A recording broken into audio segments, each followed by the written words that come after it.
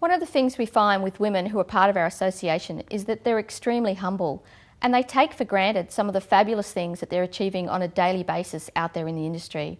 And it's very important from our point of view that we actually encourage those women through some of our professional development programs and our flagship program, the WIT Awards, to promote themselves to show us and the wider industry some of the outstanding contributions that they have made. We believe that self-promotion is a very important skill, and it's something that we focus on as part of our professional development programs, because we know that women don't tend to put themselves up for promotion or to get recognition, and they're not as effective at negotiating as their male counterparts, and they don't get the salary increases and the corner offices that these men get. So these women are all cases where they don't succeed as often as the men in the workforce.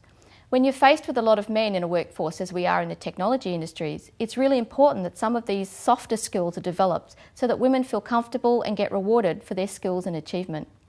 Obviously, with our WIT Awards, the whole process is about documenting and telling a story about the sorts of achievements that you've made, not only personally, but also how your contribution has managed to affect the wider industry or a wider audience. And as part of our awards process, we get our nominees to tell not only what local impact they've had, what mentoring they've done, but also what wider national and even international influence their work has had and their achievements have done. And we often find that our nominees say what a wonderful experience it's been to go through that process and document what they've achieved through their career. And this simple exercise gives them a lot more confidence as they move forward. We've actually had cases of award nominees who've gone through the process one year and they've learnt so much that when they've come back the following year, they've gone on to win one of our prestigious awards. We see the ability of the women who are actually able and competent to promote their achievements as a major development in the career progression for all women. Welcome to the 2010 WIT Awards Gala Dinner. Tonight we are here to honour and recognise some of the amazing women in technology. This is the 13th year WIT has held the award program, which has grown from 1 scholarship to 8 award categories. It is supported by industry leaders bringing prestige to the program, and they are here tonight. Many people go unrecognised for their talent, and tonight we will recognise some of these outstanding women. To get the evening underway, please welcome a woman who has spent many years working in the media, in front of the camera and behind the scenes. She is an expert on personal branding with a wealth of knowledge on how to make your best asset, you, stand out. She believes that Women in Technology Awards are an outstanding way to boost and profile your personal brand. So to assist your star to shine, please put your hands together for your MC for this evening, Sue Curry. Good evening and welcome to the 2010 Women in Technology Awards. It's an honour to be here as your MC this evening on a night that is all about honouring and celebrating women in technology. It is a night about celebration. It's about celebrating their expertise, recognising their hard work, their innovation. But it's also a night about having a little bit of fun, meeting up with friends, mixing and mingling, meeting some new people at your table, and perhaps doing a little bit of networking. And I know you're all going to have a great time tonight. It is a fun night, so please enjoy the proceedings. Most of you here know all about women in technology, but did you realise that WIT now has 400 members, both women and men, and it has almost 1,500 affiliates? It is one of our state's most respected and active technology groups and a peak body for women in the industry. It's now in its 13th year. What it does, importantly, is to promote the achievements of women in the technology industry. And of course, that's what we are doing here tonight.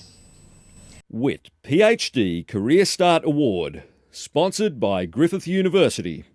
The finalists are Janine Bikuyezen, Griffith University; Marie Bowden, University of Queensland; Holly Corbett, Australian Institute for Bioengineering and Nanotechnology;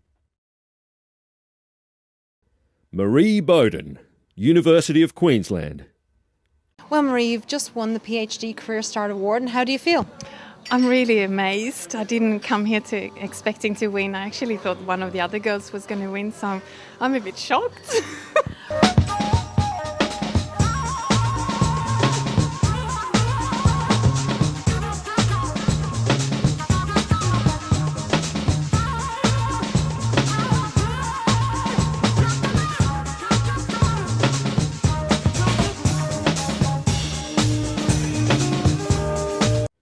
Biotech Rising Star Award, sponsored by the Queensland University of Technology Institute of Health and Biomedical Innovation.